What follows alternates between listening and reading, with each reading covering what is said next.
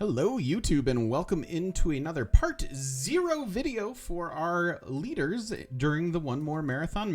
I'm the game mechanic, you might know that already, and if you don't know what we're up to here, we're talking about Civ leaders and we're breaking down abilities and we're talking about strategies. So hopefully these will help you with your games as well as kind of give you a guide to what you might aspire to.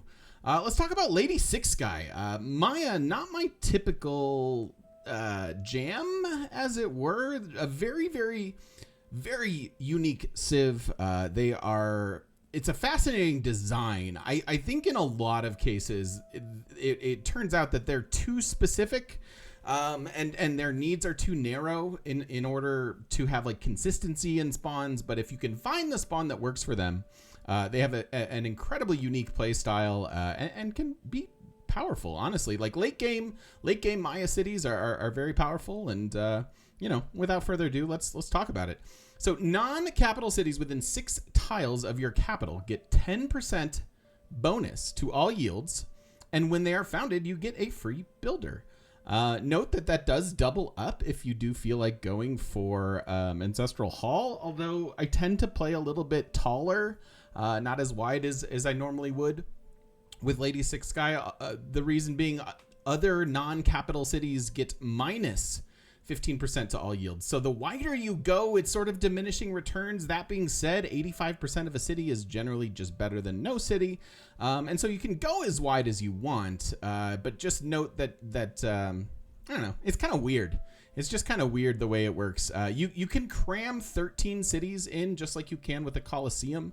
I don't think that's great because you just don't have the tiles to get both districts and have quality tiles to work. So I don't know. I shoot for somewhere between 8 and 12, and obviously settle whatever you feel like. You get extra 5 combat strength 2 units within 6 tiles of the capital as well. So very defensive, very strong. That pairs super well with the Hul'che. Now, let's talk about the finer points of this. Settling adjacent to fresh water and coast doesn't give you extra housing. Instead, each farm provides an additional +1 full housing, as well as production for every adjacent observatory, and a gold as well. 1 amenity for luxuries adjacent to your city center. So again, this is part of the weirdness of Maya, and you wind up being very builder dependent, but that also means that you're dependent on, frankly, culture. Like, obviously getting a Coliseum is super good with this Civ, but I find that you need to, like, there's an urge to just buy all the tiles because, like, these new cities need some love and some help, and, you know, not everything's going to be available in that first opening ring. So just kind of weird. Like, it again, ultimately is very powerful. This can give you a lot of very tall cities later on in the game. It's just sort of that early to mid game that feels clunky with this Civ for me. But again, if you get there, or if you've got the map for it, this can be a very powerful way to build up a science Civ. Hul'che is a unique archer replacement, strong ranged attack, 5 combat strength when fighting a wounded unit. Add that to the extra 5 combat strength from our other ability, and you could really kill a city state or something if they're in their way. Like you do need to be picky about neighbors and what's within your territory and not. And sometimes you just either need to raise or take over a city state that is nearby. This is frankly strong enough to get that done, assuming you're within 6 tiles of your capital as well.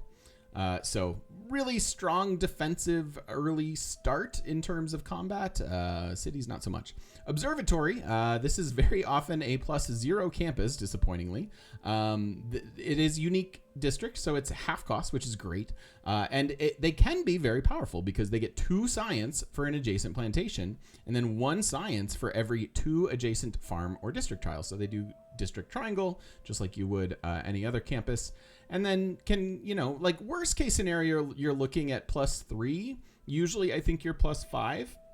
But very often when you build it, it's +0 because, again, unless you're buying that plantation tile and getting your builder there right away, and don't you want to farm first for the housing, and it's just kind of weird. But again, like the late game potential of this is actually quite strong. and building your city tight and with like a vertical integration Magnus, stacking in industrial zones. Like you can get multiple very strong cities in terms of production as well as yields in general. So super unique Civ. I would highly recommend doing the space race thing with them, even though, again, the observatory is very strange, which means you're going to want vertical integration and industrial zones and all that stuff. Super fun Civ. How do you like to play Maya? Again, they can get really strong cities with that extra 10% to all yields. We like that a lot. And yeah, super fun Civ. I'm glad they exist, even if they aren't my typical, slam dunk. This is a very powerful Civ. Again, you can make it work, and it can be very, very fun. So enjoy.